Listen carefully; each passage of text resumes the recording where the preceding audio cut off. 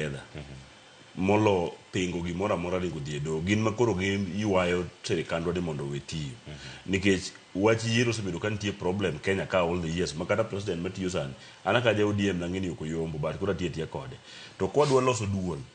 madwa tayo chenro mar yiero koro onego bed ni gimiwa thuolo mar mondo jopiny ogo kogno joma gifil nonego bed ni timo ang'owa ni dhi tiyo kendo dhi serve molo ka gichako kelo their political interest ni ng'ata ma nyaka bedi gi kaka ne ker marwa masani makoro yiego ni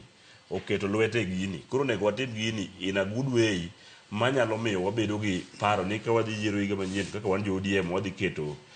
presidential candidate marwa wadhi yombo jogi kapo ni wayudo jok moriere monego bed ni keto koro wakwayo ni gibeda mos Kalonzo Musyoka to kia gi ng'a gini giwe keto wa left and right gitim gik moko bedi in a good way kata gini gidwa ni mondo yiergi idhi yiergi kaka waonge gi IEBC koro digni gi kapo ni wayiero ng'ama ok ber pod wan gi thuolo mar golo ng'ano moket ng'ama chielo wachna mogik en ni waglemo ne piny owacho marwa mar Kenya ok mar UDA ni ka Nyasaye nyalo yie to wadhi kaka wadhi ni mak wadhi chopo yiero manyien